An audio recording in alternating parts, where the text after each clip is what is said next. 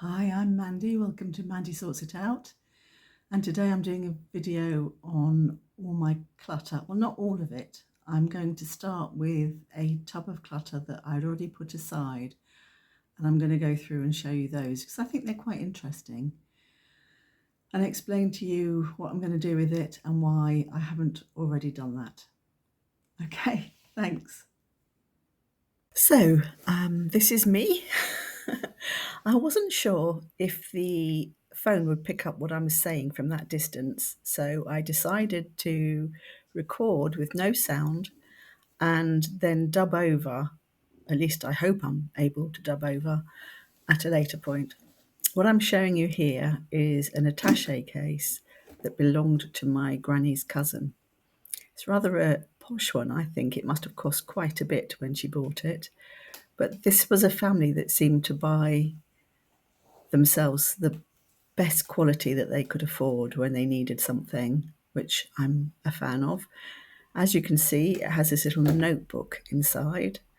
It's a tiny little notebook, and only a few pages have been used. Yeah, I think it's very cute, as you can see, grinning away. And it's a really nice attache case, except it's quite damaged, as you can see. I did have the thought that I might take it to the repair, what's it called, the repair house, to get repaired. You know, that TV show where they repaired things. But unfortunately, that's not long on anymore. I thought it might be quite interesting to see if they could repair it. I would quite like to keep it, but I don't know if I'd actually use it, so that putting the money into repairing it might not be a good investment if I don't use it. But there, I'm showing it to you anyway. I'm not ready to give that up yet. And next we have my great great uncle's Sam Brown belt. It's quite a substantial belt. And there's a strap that goes over the right shoulder. And if you keep watching, you will see my concentration face. I was watching this earlier thinking, well, at least I don't stick my tongue between my lips anymore and bite on it. And then my tongue made an appearance. So I've learned a bit about myself today. Something I'd probably rather not know. There it is. Well, never mind. We will live with that. So I'm putting it on, and although it's very substantial and it doesn't feel old at all, I'm being quite careful with it. Yeah, he was with the army for 4 years, I believe, for 3 or 4 years, and I believe he must have worn this quite a lot. But it's in very good condition. But then he didn't, I don't think, see any active fighting, or not very much. He went to France for 12 days and then was sent back as sick. He worked mainly, it seems, because of his photos, I can see that he mainly worked in training camps in the UK. Now, this is a little tin he had, which contains not a disposable razor, a razor that you can put together and comes apart to be stored. I was just checking how you opened it there. There, you see, it's a very neat little thing. I'm sure he had razor blades in there at the time, but thankfully none of those were left.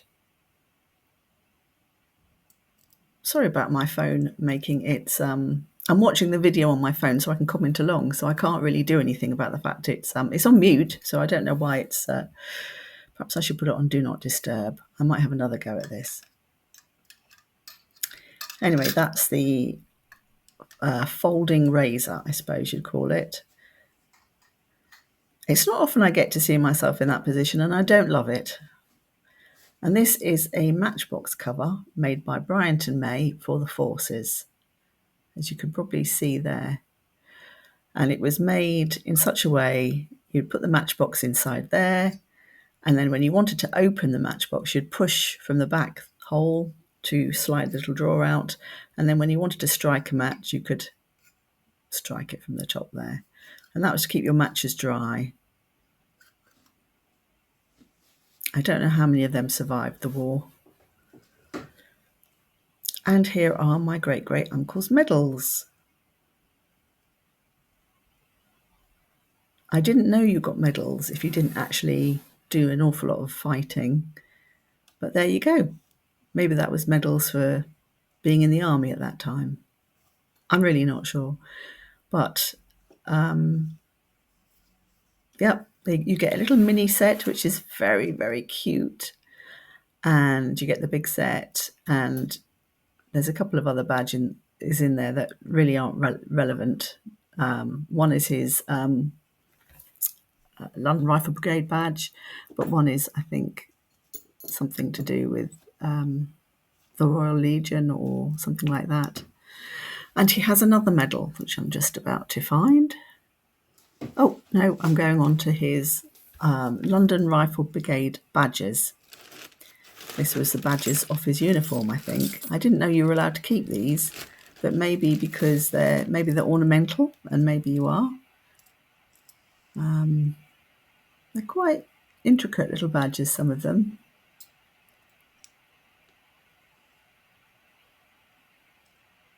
All of this stuff is stuff I've offered to the Imperial War Museum. That's London Rifle Brigade there, his fabric patch. And this is I don't really know what it is. It's a leather tag. And it says Matey Captain Feast on it, which is my great-great-uncle's surname.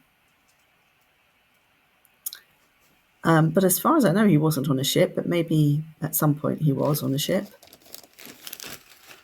And maybe that's got nothing to do with the army. Maybe it's to do with his travels, because he did travel backwards and forwards to Kenya, because he worked in Kenya at some point.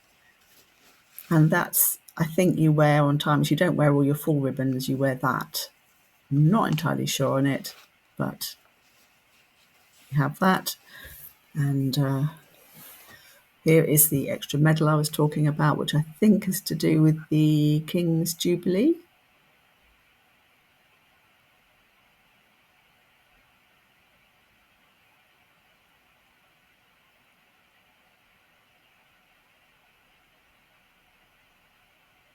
I'll have another look at that and see.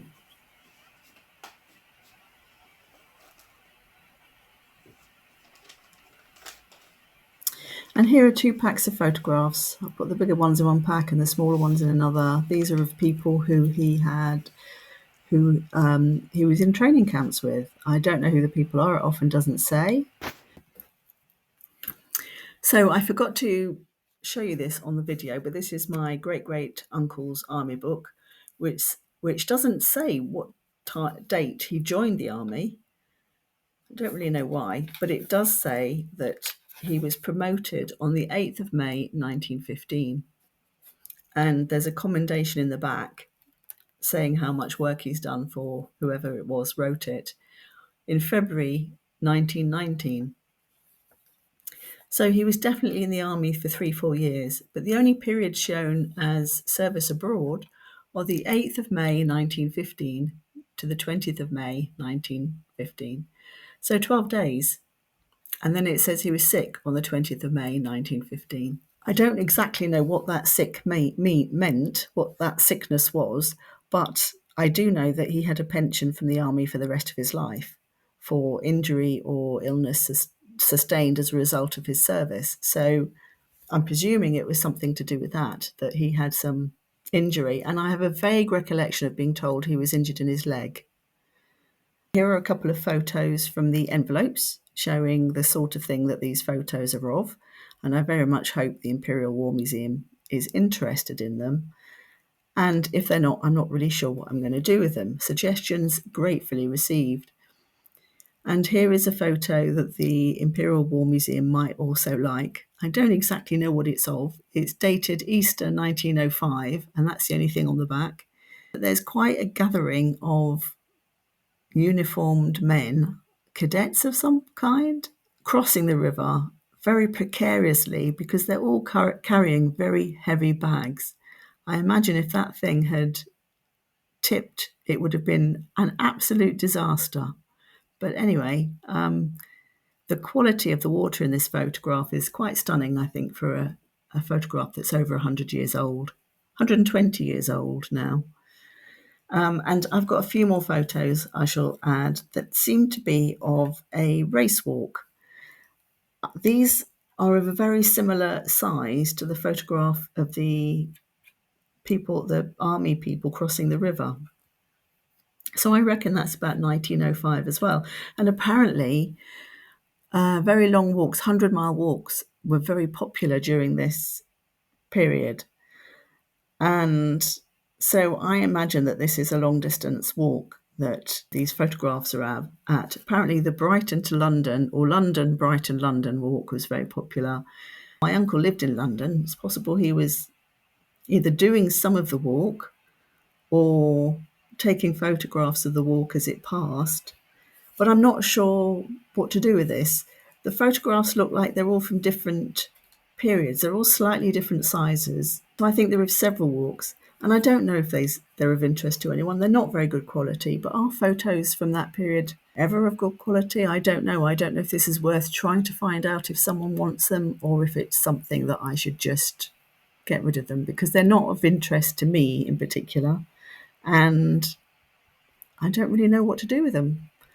But I don't want to get rid of them if they should be of interest to somebody. Any advice, again, any suggestions, very gratefully received. Last but not least, here's a photograph of my uncle. He's looking very confident and self-assured there. The Sam Brown belt, I presume, is the same one that I just showed you, and the same with the crest on his cap, which is the same as the one I've got in with his medals. I love the cut of that uniform. The belt seems to be very much more north than we would wear belts these days, but I suppose it needs to be so that you can get your hands in the pockets, those enormous pockets. But yes, there he is.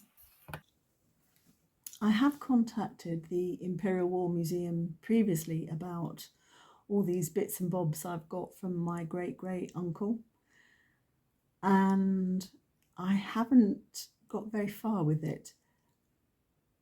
The last time I contacted them, they sent me a form to fill in for each item, and they wanted a photo of each item as well, but each photo had to be under a certain size, and I couldn't work out how to get those photos to be a smaller size. I took the photos and I tried different settings on my phone, but they all came out over the size that was required. So I didn't really know what to do and thought, well, I'll look at this later. And of course, later never happened. So I've contacted them again today, because it may be that the form has changed or the process of getting that information to them has changed. Also, since then, I have got a new laptop. So it's possible that I can actually do the thing that is needed to be done to make photos smaller. It's going to be a long fiddly job filling in this form for every single item. If it's for every single photo, it's going to take me forever.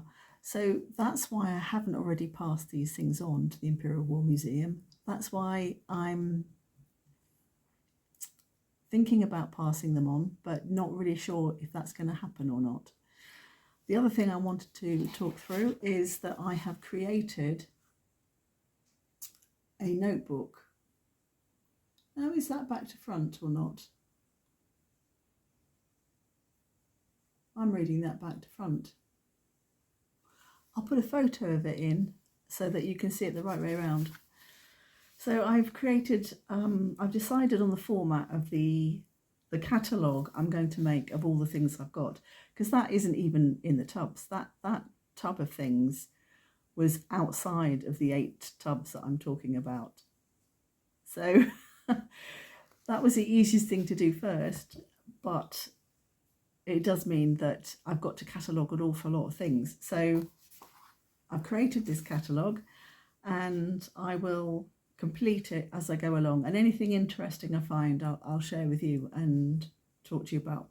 Or even if it's not interesting and I'm like, I don't know whether to keep this or not, I'll talk to you about it. I mean, I don't really want to keep any of it. So I'll fill this out for everything that I've got in the, I think it's 5 tubs that remain, maybe 4.5 if I'm lucky. I don't know how much of my stuff is in those tubs. So yeah, I will keep filling out this catalogue so that I've got everything catalogued. I will know exactly what it is I need to dispose of and can maybe narrow down how I'm going to do it. It feels like such a monstrous task. My stomach is starting to knot just thinking about how to do this and the amount of work involved in doing this, but it needs to be done. I can't continue with all the stuff that I've got in storage. I can't continue just carrying it from place to place and leave it for my children to deal with. I need to get on and do it. So that's what I'm going to do. Okay. It seems that the video did show the document in the right orientation, but here's a photo for anyone who wants a bit of a longer look at it. Thank you. Thank you very much for watching, and goodbye.